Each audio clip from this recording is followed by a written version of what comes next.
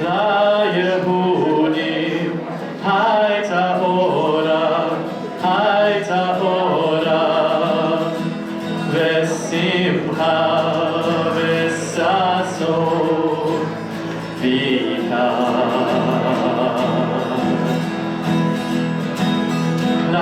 ליהודים הייתה אורה, הייתה אורה, ושמחה וששון ביה.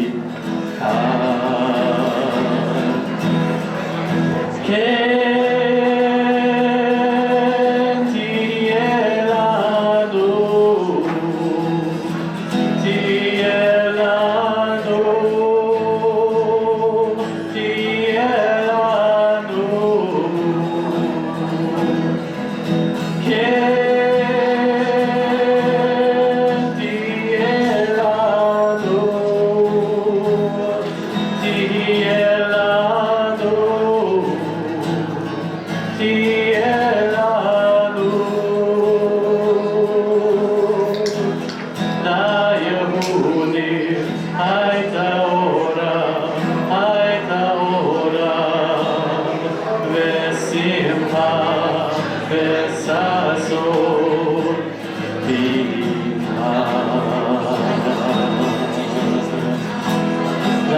ליהודים הייתה אורה, הייתה אורה, ושמחה וששון ביה. כן תהיה לנו, תהיה לנו, תהיה לנו, כן תהיה לנו, תהיה לנו, תהיה לנו.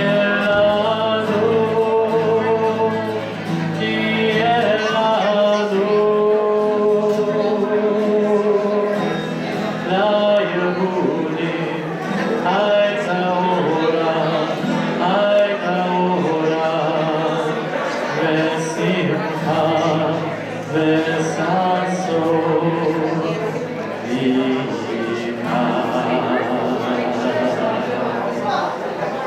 The Jews enjoyed light and gladness and happiness and honor, so may it be for us. Wonderful Havdalah text as we farewell Shabbat slowly, and I would like to welcome Rabbi Graf. Hi everybody, and welcome. Especially there's Rabbi.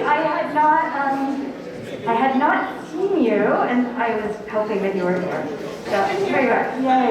Hi everybody, and welcome. We're really happy to see you here and to be able to celebrate. It seemed perfectly appropriate that we gather at this moment between Shabbat and Havdalah, as the cantor said, in just a few minutes. Hi guys back there, I know you're grabbing food, but I want you to hear all these beautiful texts of Torah that we're going to use to talk about Abby. So it seemed a perfectly appropriate time to gather between Shabbat and Havdalah at this moment of transition, because of course we're here for a transition, just like it feels bittersweet to say goodbye to Shabbat and welcome in a new week and things that we can't even imagine to come in the week ahead.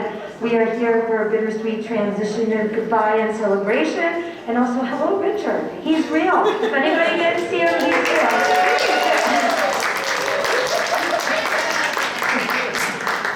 We were wondering, some people were wondering, I had seen you, but others were wondering if in fact you were a real human. He's a real human. So welcome to Abby's family that came for this wonderful weekend celebration. We're so happy to have you all here and to have our congregation, so many friends of Abby's, of Sharon Israel's, of the communities here. So at this moment it seemed to me to be most appropriate to search through the annals of Pirkei Avot, which I know is one of your very favorite texts and one that you've used to illustrate life's values and meanings for our community and to help other people to search through their own lives with as a backdrop. And I wanted to share this text with all of you as we begin our celebration of thanks to Abby. Rabbi Meir said, "Whoever occupies herself with the Torah for its own sake merits many things. Not only that, but she is worth the whole world. She is called beloved friend, one that loves God, one that loves humankind, one that gladdens God, one that gladdens humankind. And the Torah clothes her in humility and reverence and equips her to be righteous, pious, upright, and trustworthy. It keeps her far from sin and brings her near to merit. And people benefit from her counsel, sound knowledge, understanding, and strength." These words nearly jumped off the page at me as I thought about what to say tonight that represents our love and appreciation for all of the teaching, the values that Abby has brought to Congregation Sharet Israel over these 4 words. And these 4 years. And these words, a little hard to breathe in, thank you for having us. These words, of course, come from Pirkei Avot, from one of our most valued texts. They all belong to the rabbis, except for the gender changes that belong to this rabbi. But it's a beautiful text and one that you have brought to so many people here. And I want to say, many of you who have studied anything from Pirkei Avot ever, or even if you haven't, you probably know this most famous line, "Aseh lecha rav uknei lecha chaver." Make for yourself a rabbi and acquire for yourself a friend. Abby, you have been, certainly for the people in this room and in this community and in the larger community, just that, a rav and a chavera, a rabbi and a friend, an inspiration, a mentor, someone who has been really a source of thought about Jewish life, about Jewish values, about social justice, about how much we might actually live in the ways that we have held so dearly these values of progressive life, progressive Judaism. So I want to turn over to the cantor words to share with you as well, as he has a chance to say thank you to you and so many tonight. Natalie is not here because unfortunately Heath is not well, but she sends so much love to you, and you'll hear from so many people who you touched and inspired, and we're so grateful to you. So thank you. Thank you.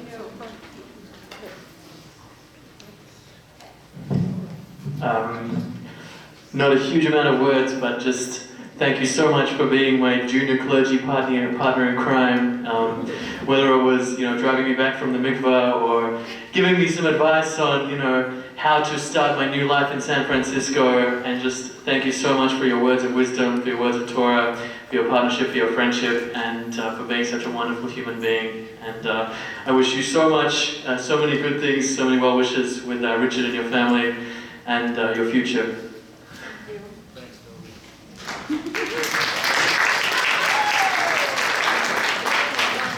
Good evening.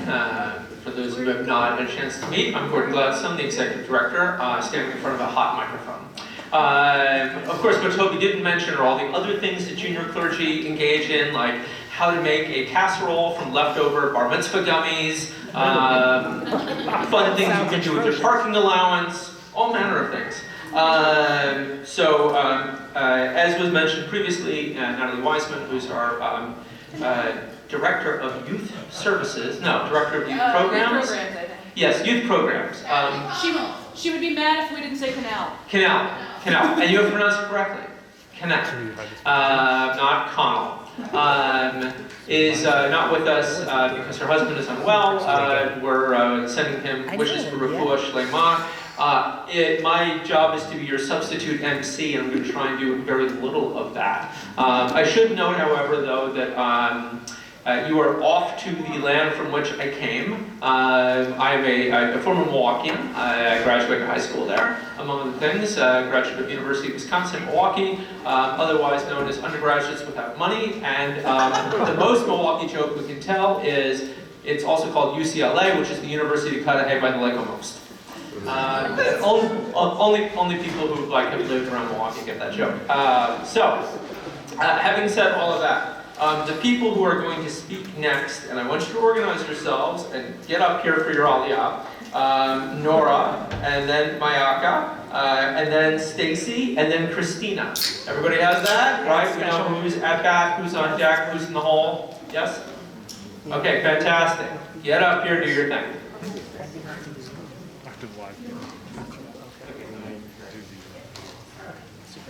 So, everybody here probably knows Rabbi. Laughter. You may know her through her amazing drash show. That might be the plural of drashes. That was very good. Wonderful. All right. Her Torah Study classes, her Talmud Study classes, her open studio, Teens at Studio. Basically, Rabbi's amazing.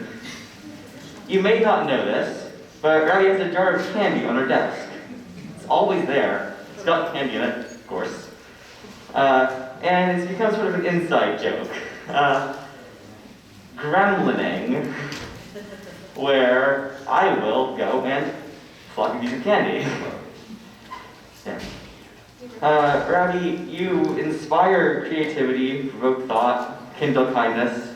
We'll all miss you, and we know that you'll spread happiness wherever you go. Thank you.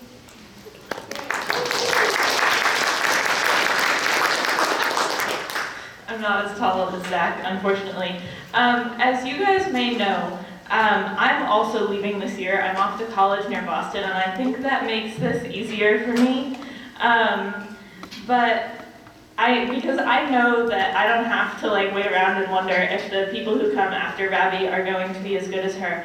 But I know those people are going to be excellent because Natalie told me they would be, and the last time that Natalie told me that our new rabbi was going to be really excellent, it was Rabbi. And actually what Natalie said to me was that Rabbi Abby would kind of fill the space left by Rabbi Julie that my class really felt. And I was kind of like, I love Rabbi Julie, and I was kind of like, I'm sure this new person is going to be good, but she's not going to be that good. But I was wrong. Rabbi was that good. People who know me know that I have very little patience for bad or mediocre teaching. Rabbi never made me feel like a challenge in the classroom. She actually always welcomed my questioning, and she always taught her class to the correct level for the people who were in it, which is, I think, more challenging than you might think. Rabbi is unfailingly kind and empathetic, and her curriculum is always interesting, and I think she's really done everything right for the youth programs at this temple, and I can say that because I'm part of all of them. I think we could not have asked for a better person. And I think that what really sets Rabbi apart is that she is perceptive. I think anybody can be kind and smart if they try hard enough, but Rabbi really has a gift for understanding where people are coming from and how they feel and how they want to be treated. And that sounds like a cliche thing to say about a rabbi, but I really do mean it. And I know that I have always felt like I could come to Rabbi for advice and walk away feeling like I was ready to take on whatever challenge I was facing. And I feel like Rabbi is my friend. She's the type of person that I might want to visit even if I have to go to Milwaukee to do it. And I know her next place will be lucky to have her. And thank you for everything, Rabbi. There's more to say, but I was given to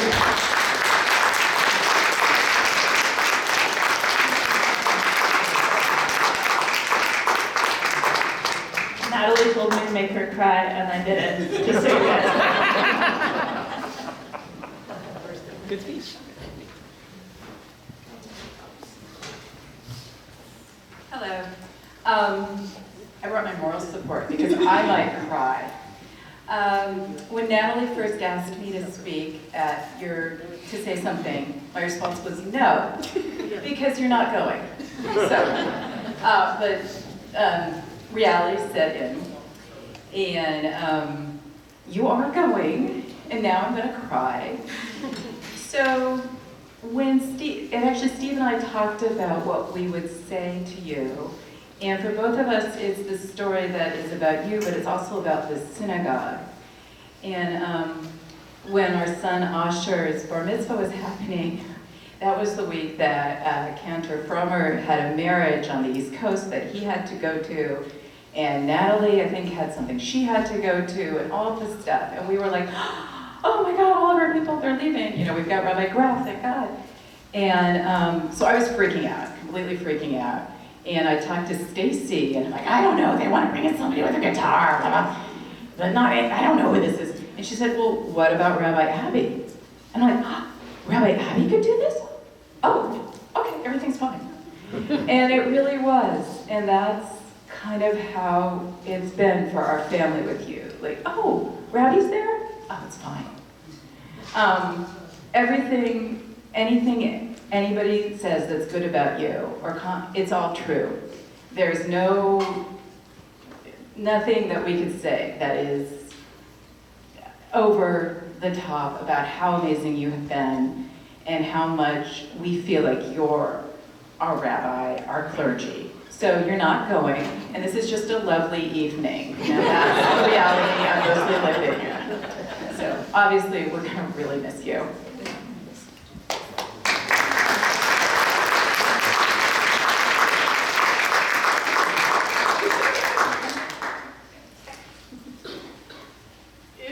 Really not fair following Miyaka and Nora, I'll tell you that. Boy, I didn't plan so much of what to say tonight, but at every turn, Abby's been there. I was on the committee to choose her. She saved Ayelet at her own bat mitzvah. She might not have had a bat mitzvah if it had not been for Rabbi Abby. Just at every turn, she was there for the B'nai Mitzvah, my proudest moment, getting that off the ground. You would think that during COVID, with nobody there, it wouldn't be stressful, but it just added like tons of stress. I love Milwaukee, and I don't know where Ayelet is right now. She's supposedly in the building, but it was her first trip that she ever took. We took her to Milwaukee to go to a wedding. And I hope that that's the next thing I get to do too.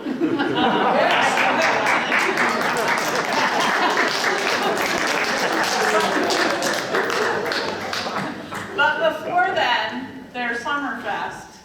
And there's 2 tickets to Summerfest. And here, it's the Midwestern version of Coachella.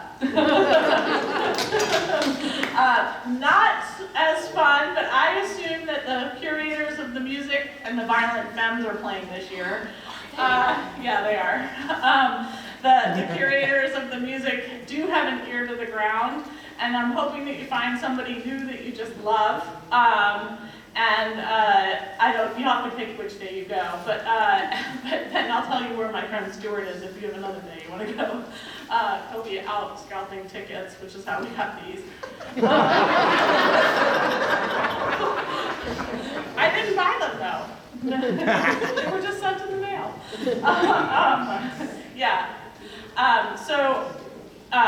Just like Miyaka, you're not really leaving. I'm gonna miss every week that I spent talking. I've talked to her every week this year, and it's just been really, really, really lovely, and I'll miss every minute of it. And even if I had to leave work early just to get on that call.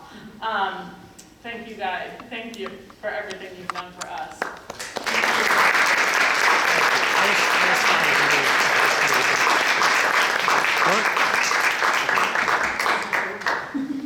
don't know if it's too late, but. Not quite. I don't know. I guess I get to bring it on home. You muted? Oh my goodness, I guess I get to be nervous too.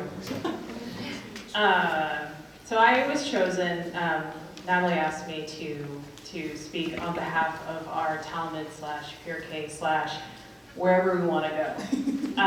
And I remember when you started this group, and as someone who had no idea what I was doing and talking about, I was like, I want to learn from you. Every time you speak, every time you talk, every time you have an idea, I want to hear it. And that's why I joined the group. Sometimes I'm paying attention. Sometimes I'm driving. But every single time I learn something.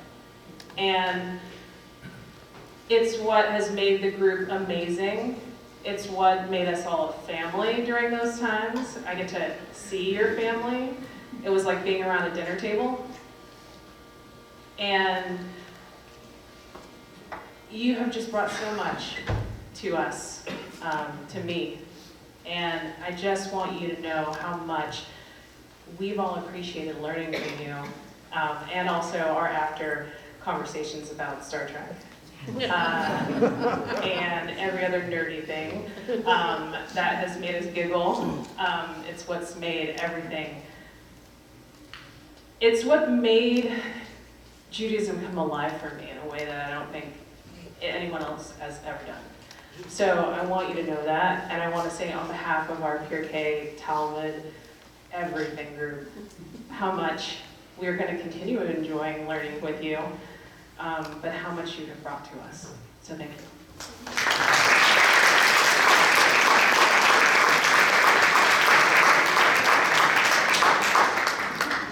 We're going to transition to the multimedia portion of the evening.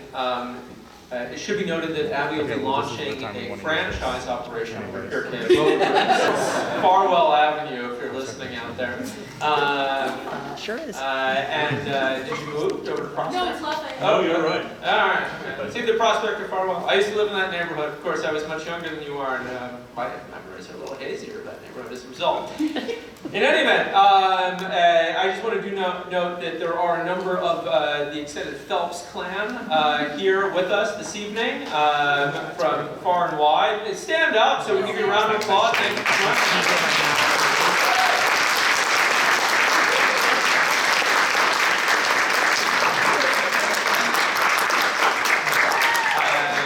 We have one notable absence, which is your brother. Yes. So I believe we've snuck him in on the electrons. Is that true?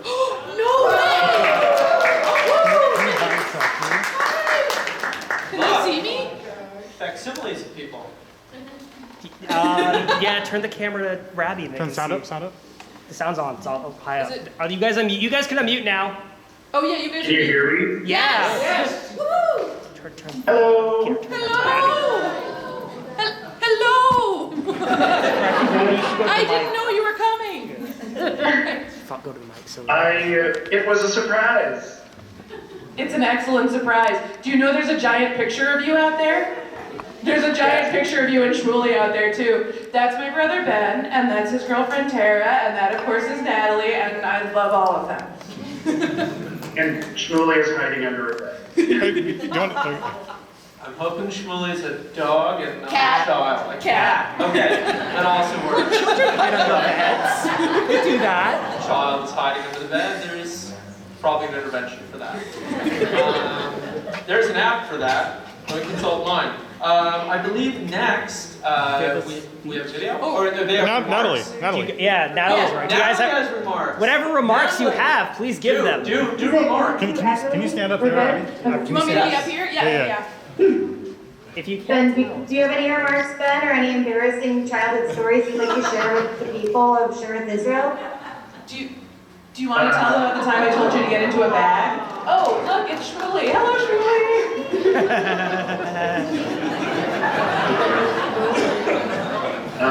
He's both adorable and terrifying.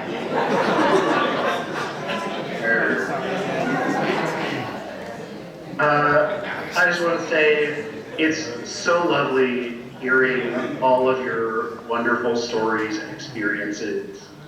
Because it's a delight to know that all of you have gotten to have the same kinds of positive experiences that I have enjoyed my entire life. You're pretty awesome, Ben. Thanks. Natalie, So go I ahead. prepared. I wrote it down because I didn't want to get off on a tangent, but it does go off. Anyway, all right, so we make a really great team. We're excellent at motivating and inspiring each other. We spend a lot of time making Jewish education magic happen at Shavuot Israel. We have some different interests to the extremes, and it means that our conversations quickly cover a lot of topics. We both think that the other one has a ridiculous taste in music, We hardly ever agree on TV shows or movies, and we should really go on a trivia game show together. The hope was that Richard would move here. We would all live on a few acres together with all the other studio teachers and their families, and we'd have a little farm, a studio kibbutz of sorts. Well, moshav maybe, so we could all own land. Anyway, whatever. I'm so happy to have worked with you, and all of us here at Sheriff Israel are so lucky to have had you editing our emails. If there's a noticeable style shift, you know who is holding it together. I learned so much from you, and I will always think of you when I find silly things in the Talmud, and I will also always text you when I hear silly things on Ancient Aliens. Thank you. I wish I could have you, and please tell Heath that we sent him wishes of refuah shlema, and I wish I could hug him as well.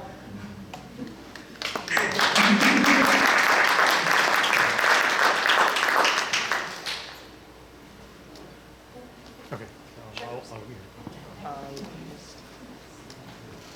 Okay. It's video conference. Oh, you're going to introduce something else? Fantastic.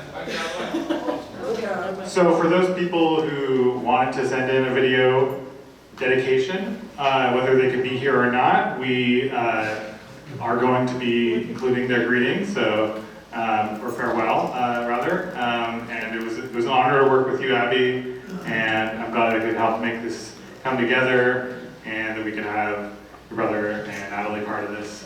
So yeah, enjoy.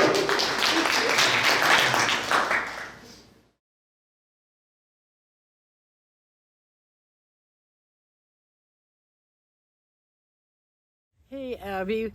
So sorry to see you leave Sheriff Israel. It's been a real pleasure to work with you for the past 4 years, doing newsletters together and davening together, and for us an occasional Torah study together. I'm sitting here in my California garden so you can remember what California is like year-round when Milwaukee gets a little cold in the winter. And best regards to you and Richard, and all the best for a very happy life. Hey, Abby. From the moment you arrived at Sheriff Israel, we were struck by your wisdom, your passion for teaching and social justice, and your ability to be silly and serious at the same time. I love your geeky affection for science fiction and Torah study. Is there a connection? I don't know. We will miss you, and Milwaukee has no idea what a gift they're about to receive. I wish you and Richard a long and happy life together. Yasher Koach. Hi, Rabbi. Hi, Rabbi. Chris and Janet here. We just want to tell you how much we're going to miss you and why we're going to miss you. Well, we're going to miss you a lot. Because you're kind and compassionate.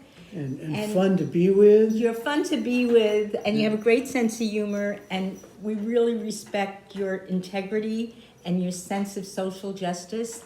And you're always ready to go the extra for anyone, and it's really important. What's ever asked of you, you go more. You always say yes and instead of maybe not. Anyway, you're always smiling, and you understand. And we love you, and you've done so much for our community and the kids and the grown-ups, and just we're all going to miss you. We're going to miss you. We're really, really, really happy that you're going to go and be with Richard, because hopefully that'll make you happy. That's great. So here we're going to toast you to your health, to your happiness, and we're going to miss you, and we wish you joy and mazel. Joy and mazel.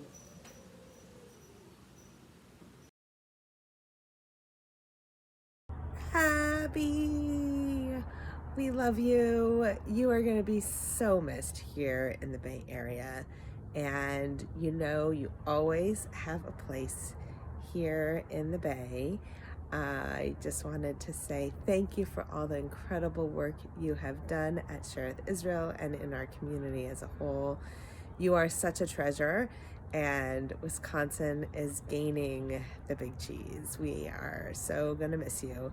And I just wanted to send my love and gratitude and wish you all the best in this next chapter. I would like to thank Abby very much for her warmth and inclusiveness and for her very special way that she makes people feel that they're valued. It's a very big loss to Sheriff that Abby is leaving, and I wish Abby the best of luck in her new life in I can't remember where she's going, but wherever it is. Okay, someplace back east. All right, bye-bye. Abby, I hope you're having a wonderful night. I'm sorry I can't be there. I did want to say that for as long as I've known you, which is almost 4.5 years now, since we first met in a little interview room in Cincinnati, I've just thoroughly enjoyed getting to know you and spending time with you. I have so much respect for the authenticity and the empathy that you bring to all of your interactions. It's just a real pleasure to be with you. I feel so privileged that my children have had you as their teacher. Thank you for everything you've done for Shereth Israel, and good luck. Greetings, Rabbi Abby. You had me from the first time you said grammar was so important to you, and it's important to me too. And I loved your first sermon, and after that I was just so open to whatever you had to say. And I think I've even written you a few times that your sermons have meant a lot to me, and your wonderful attitude and the way that you've inspired all the kids in the school. And I'm gonna miss you a lot. I miss you made a phone call to me for the pandemic. We had such a nice conversation, and I wish we could have had another one, but I'm going to keep in touch with you. I hope I'll be your Facebook friend at the very least, and I'm wishing you the best of luck in Milwaukee. Love those cheeseheads. Love Milwaukee, and I've been there. Buffalo girl, I've been there. Anyway, enjoy the Midwest. Lots of really nice people there. Love you bunches. Good luck. Mazel tov. Abby, it's Karen Elschuler here for myself and for the Social Action Committee, wanting to send you off with love and appreciation and expectation for what comes next. You have a magic ability to take components of our Jewish tradition, of text, of actions, of stories, and put them forward for people to think about, to build community on, to find paths to action, to support social justice. It's a wonderful skill and art, and we hope you'll use it often. I'm going to have some special memories that I do hold. I remember when I first realized you were a person who would step out of safe spaces and take action to support your beliefs and our beliefs. I remember you going to federal court to support Cambodians who'd arrived as babies from Cambodia decades ago when we were threatened with deportation. I remember you on the front lines of many interfaith actions and really building a community, a broad community in the Bay Area. One of my favorites was when you went fairly recently to demonstrate in front of Nancy Pelosi's house and to sing and inspire, looking for some better decisions in support of immigrants, so much needing a path to citizenship. We wish you a life of balance and joy and adventure and the opportunity to lead, because you are a great leader and we appreciate all that you've done for us. Thanks so much. And here's Bill, because the Elschuler family both has something to say. Turning it over to Bill for his minute. Hi there. I'm going to be thinking of you in part as someone who's personally undergoing climate change. You're about to step onto a colder place. Watch your step during the winter. It gets icy in Milwaukee and snowy. And I hope that during summer you'll take advantage of the lake to cool off, because it's going to get hot there also. It seems to be getting hotter there than some other places in its surroundings. I think you connected extremely well to young people, and I'm hoping that you will do that again in your new location. and that you will consider connections not only to issues of climate change, but also there are a large number, I think you probably know, of indigenous groups in that territory who are interested in taking action of various sorts and would be, I think, valuable and interesting to connect to. And I wish you every good experience and interesting experience, and hope you stay well. Bye.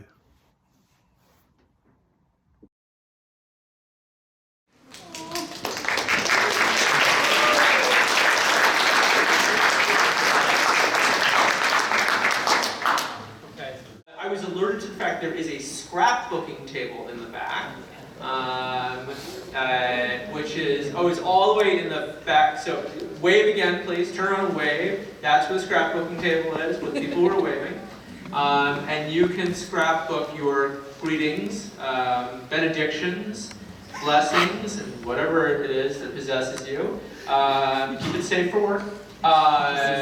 For Abby. And Abby, I believe you were going to teach us a little Torah, Talmud, Pirkei Avot, something in that world, because it's, Shavuot. And in addition to this mac and cheese, we gotta have a little Torah. Is that Jewish tradition? There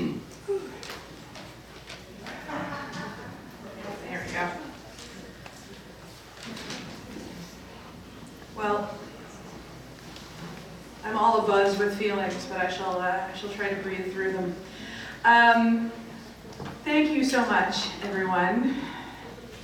So, since it is Shavuot, or at least we're Shavuot adjacent, it's nearly Shavuot, I thought I would try to find a way to combine some heartfelt remarks also with a little bit of Torah. So I have decided to talk about the top 5 things I love about the Talmud. Maybe I can convince everybody in this room to love the Talmud also. It's just the best text for Reformed Jews because it understands that we're out in the wilderness with not Jews always around us, and it helps us to understand how to live Jewishly and how to live beside our non-Jewish neighbors. Tiny bit of background, in case you don't know. The Talmud is basically the record of a conversation among the rabbis from around 0 to 500 CE about pretty much every aspect of Jewish life you could possibly think of. It talks about theology and philosophy and ethics and law, but it also talks about dream interpretation and how to avoid demons and not putting ladders up against your house because the ox will climb it and then it can't get back down and then you're gonna have an ox on top of your house. There's a real breadth of material in there, and I love all of it. The 2 of the reasons that I love Talmud kind of flow together for me. One is that it is a really passionate book. It's a book that's passionate about itself, about exploring ideas, about thriving Jewish life, and it's all of those things with a sense of humor. So I often describe Talmud to people as being a little bit like a hyperactive child who sort of gets an idea and then runs with it and goes down a bunch of rabbit holes, and then several pages later it doesn't know how it got there, and then it just sort of circles back again, and it's a little hard to follow sometimes. But the enthusiasm that is in that rush of ideas is really palpable. And I also genuinely think that the Talmud knows that it's funny, at least some of the time. It's definitely unintentionally funny sometimes, but I think it's intentionally funny too. All the teens can tell you that there are at least 3 rabbis in the Talmud who eventually develop what? Laser eyes. Thank you, laser eyes. That's right. So there's that. And then also I'm going to share a little fragment of a story that many of our teens have heard from me before too. Just to give you a little picture of what the Talmud is doing when it's being funny. So once, we were taught, Rabbi Elazar, the son of Rabbi Shimon, was coming from his teacher's house in Migdal Gador. That roughly translates as the ivory tower, so he's sort of coming out of academia. And he was riding on a donkey and traveling along the bank of a river, and he was feeling great joy and thinking very highly of himself because he had learned a great deal of Torah. And a very ugly man, this is what the story says, a very ugly man happened upon him. And the ugly man said, "Peace be Rebbe." But Rebbe Elazar did not return the greeting. Instead, he said to him, "Good for nothing, how ugly this man is! Are all the people in your town as ugly as you?" The man said to him, "I don't know. Why don't you go tell the craftsman who made me how ugly is this vessel that you made?" It's a pretty good zing, right? Who's the craftsman who made him? Right, yeah. So, I think when the Talmud tells a story like that, it knows that it's being funny, and at the same time it really wants to teach something profound. And I have to say, what that makes me think of is all of you in this table here, all of the teens and all of the young people who are in this room. I love teaching Talmud to kids and to teens because I feel like they really get it. You really get how passionate it is because you share that passion. You get how funny it is because you share that humor. And you're just as curious as the Talmud is and just as eager to learn as much as you can about the world. And so it's incredibly inspiring to me to study Talmud with you because I learn so much from you, let alone learning from the Talmud itself. So thank you to everybody who's gone through studio, everybody who's gone through city, every teen I've gotten to spend time with. All of you have taught me so much, and I'm so grateful.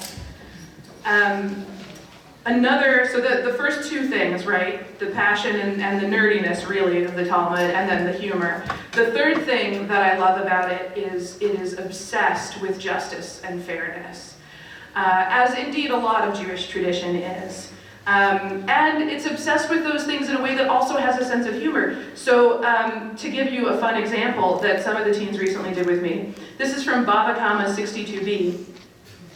In the case of a camel that was laden with flax and was passing through the public domain, and its flax extended into a store, and the flax caught fire from a lamp in the store belonging to the storekeeper, and as a result of the burning flax, the camel set fire to the building together with all of its contents, the owner of the camel is liable. But if the storekeeper placed his lamp outside, thereby causing the flax on the camel to catch fire, and consequently the building was set on fire, the storekeeper is liable. So if that was too much for you to hold in your heads, I don't blame you, because that was a lot of data. But the important thing about that is, as sort of ludicrous as it sounds, well, if this camel's walking along and it runs into this fire and then it sets fire to another thing, as ridiculous as that sounds, the reason the rabbis are doing that is because they want to explore every possible contingency. They want to get into every nook and cranny of the law and figure out what's just and what's ethical in every case.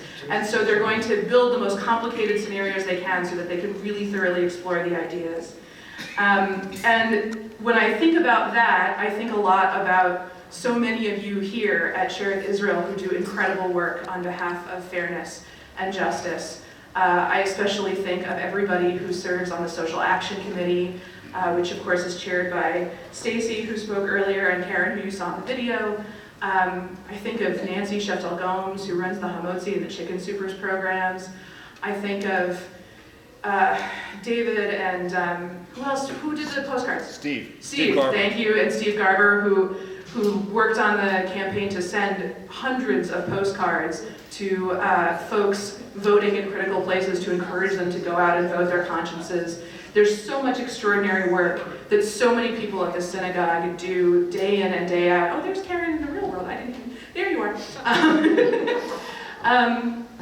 So I just wanted to say that all of the work that this community does to promote justice and fairness in the world inspires me and moves me, and I'm so grateful that I've been able to contribute something to it.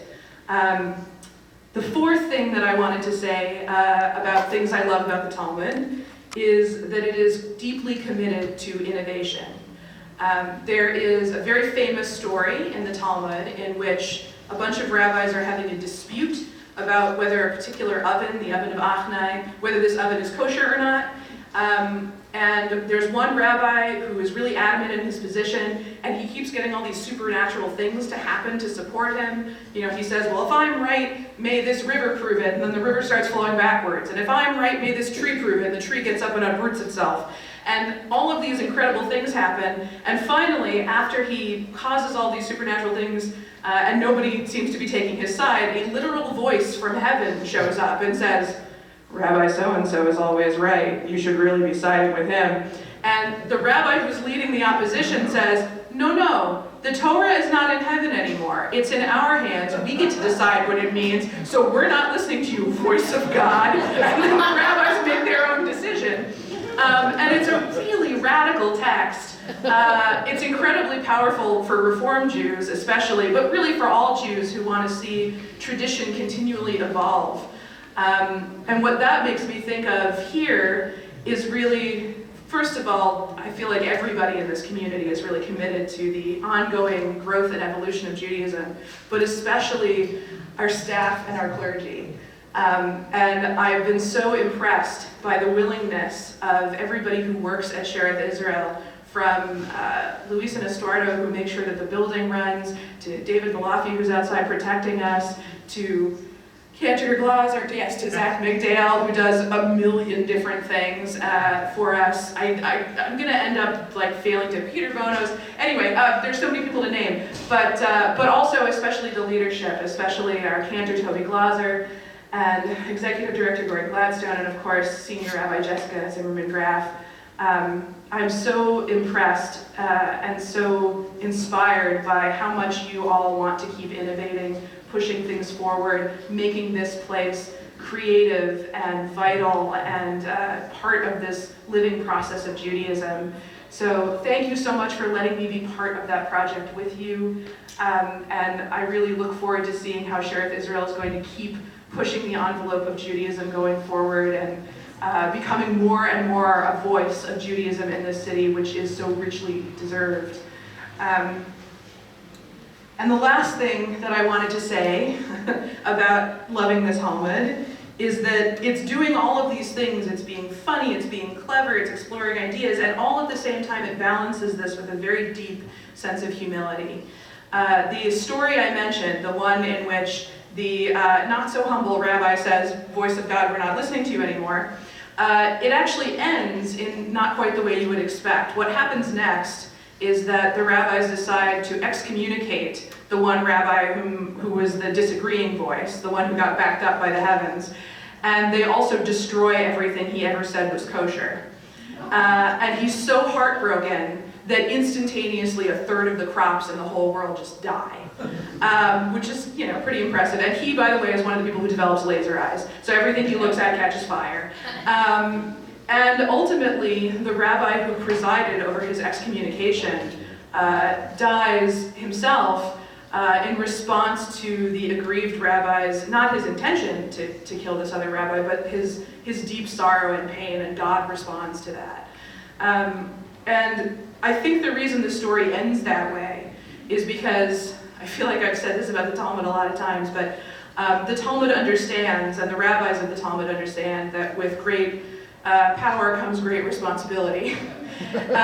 And they understand that if they want to be the authorities on Jewish life, they have to examine themselves more closely than anyone else. And that's why they tell stories like that, and stories like the one about the rabbi and the ugly guy, which he doesn't have a name in the story. I would call him his name if he had one. But the reason they tell those stories and they paint themselves as the villains is because they want to warn themselves against behaving that way. They understand the danger of being in a position of power, and they understand how important it is to stay humble. And it just fills me with deep humility to think about how extraordinary this place is, how much I have learned from all of you, how much I have enjoyed getting to know each one of you. I was just saying to somebody earlier, this is where I've really learned how to be a rabbi. And each one of you who is here has helped to teach me. So thank you so, so much for being the extraordinary community that you are, and for letting me serve you for these last 4 years. And I was going to say a whole lot of things to Natalie, unfortunately. She's not here. I'll say them to her later, but suffice to say, Is she cheating? I'm here listening. I hear you. Oh, Natalie, okay. I can't see you, but I can hear you. You have been the most. Is that the voice? Yeah. Do you want to tell me whether the oven's kosher? It's always kosher. There she is. There she is. Okay, well, I'll just keep looking this way. You have been the most extraordinary thought partner, mentor in so many ways, partner in ridiculous crime, just partner in all things. Very early here, you asked me if we could be work spouses. And I said yes, and it was the greatest decision I ever made, because you bring me joy when I am low, and you bring me vital ideas when I am fishing for them, and you inspire all the people around you to be silly and happy and curious and loving, and you have built such an extraordinarily devoted group of young people here at Shereth Israel, because you are just such a beautiful person, and you care so deeply, and you think so deeply, and you think so creatively. So thank you so much for helping teach me how to be a rabbi, how to be a supervisor, how to be a better friend, and let's stay friends and stay in touch. And I'll see you for the rest of the month too, but oh goodness, thank you so much for everything, and thank you, all of you.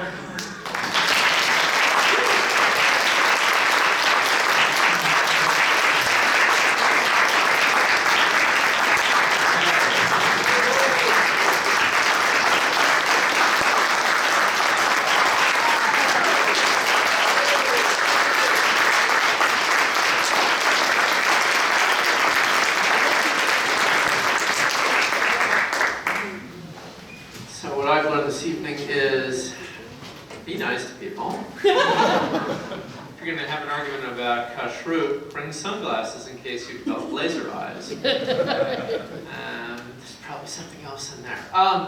My notes say that somebody's conducting Havdalah. Do you know anything about that, Rabbi? Is it you? Okay. Did you have the accoutrement for said Havdalah? I'm just looking around the room and not seeing it. Well, there we go. Can we wrestle? Why don't we do something, kill time in the meantime? Kill time. So, Zach McNeil's official title is Factotum. You can look it up. I was selling a car today, and I told the following joke to see, because this family pulled up to buy the car, and they all get out of the car, and this guy says, well, my mother's going to negotiate. And I'm looking at her, and her English is, poor, and I was like, oh, this is going to be a tough one. I know exactly what I'm getting myself into, because this is like every bargaining process I've ever had anywhere in the Middle East, and sure enough, that's exactly what it was. And at the end of it, I told this guy, I'm like, oh, this reminds me of an old joke. It's like, I said, there's a joke that works in every ethnic group, it'll work in yours. He was Korean. I said, there's a woman, and she goes to the market every day, and she buys, everything she needs for the day to make dinner and what have you. And she argues with every vendor vociferously. She will not pay a kopeck more, you can tell this story is taking place, than she has to. It could be a ruble also, or a shekel, or a lira, or hell, nickels. One day she wakes up and she has just had a bad night's sleep, and she is as irritated as a human being could be. She always takes her son, by the way. The son is, about this high. Because no teenager is going to go, right? Like, Ema, really? No. So at least that's what my kids would say. You guys would probably go, Mom, really? I'm not going to Molly Stones. It's embarrassing. You know what the role of the parent of a teenager is? To be embarrassing. You know how easy it is? Extremely. Oh my God, all you have to do is stand there and breathe. It's amazing. Okay, now that I've told the joke in the middle of my joke. So finally this woman, she's had a bad day, and she says to her son as they're walking to the market, I am going to get that fishmonger today. I am going to make him so mad. You watch. I am going to get him. And okay, like he's seen his mother angry, but this is like something. And she walks up to the fishmonger and she points at the biggest fish and he goes, how much? And he goes, it's 5. And she goes, fine. Plunks down 5 kopecks. Takes the fish. Son looks at her. I thought you were going to argue. I thought you were gonna like make him miserable. I thought you were gonna bargain him down to 1. She goes, he's gonna spend the next week going, I should have said 10!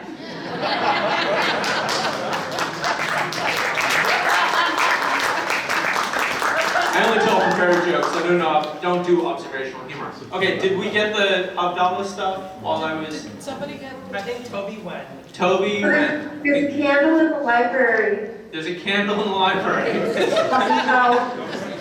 Wait, So there are Abdallah candles in the bar kitchen. There is open white wine behind me in the Newman kitchen. There is a small grove of rosemary growing in front of the Pacific building around the corner, which suffices. There's cloves and bark. But there's also cloves, yes. Sounds like a scavenger. Yeah. So let's learn more about the family that's come. Richard, can you introduce everybody, or should we put Dad on that? I'm happy to be part of it. Okay, so just like introduce everybody around the table. Here. Good evening, everybody. And I will say a Shabbat Shalom. I think looking outside, we just have a little bit more of Shabbos left, making that very much an appropriate greeting. It is wonderful to be with you all this evening and to, I was going to say, celebrate Abby, and then of course she's not in the room at the moment. But yeah, it's really special to have heard not just what people have said this evening about her, but also how they've said it. It's very clear, the love, the gratitude, and just how much you have taken from your time with her. And for me, I've known her perhaps a little bit longer, not than the people on this table, but longer than a lot of you. And I saw her as she grew into this role, right from when I first met her back in 2012 in Gan HaPa'amon in Jerusalem.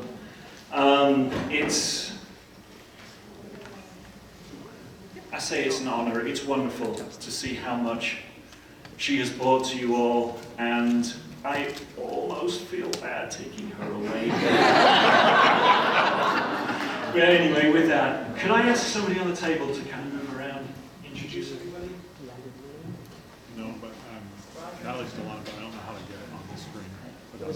For those of you who have been to Pirkei Avot and who've been doing very much walking, talking, seeing, speaking for the Talmud class and the Friday or the Saturday mornings, this is me speaking. Because there have been several complaints about the fact that people have never heard my voice, although they've seen me for a long time. So this is punishment for that. So I will try and speak up from now on. Other people at the table. Oh, the other thing I should say is that our whole family, including folks who are in Los Angeles and suffering through COVID right now, Ben and Tara, and everyone else who's been involved with supporting Abby throughout her life, have been very happy to see what's happening with her here and to see her bloom here. I'm bad at this. Abby knows I'm a weeper, and she wouldn't have put me up here. Anyway, we have really enjoyed watching her grow, but watching you all help her and to be her backup and to be her questioners and to be her answerers and all of that. Those of us who are here are her older sister, Erica, and my older sister, who's asking her daughter, okay, now we're back together again? Yes? Anyway, and Ellen, whom those of you who've been to those two long-standing roles have heard her read, heard her provide her interpretations, and add her wisdom to the discussions. We'll all try and keep doing that because it's been very important to us. And it has been a real growth for us to be a part of your community. And we don't want to lose you any more than you want to lose Abby. So thank you all so much. You have been wonderful for all of us.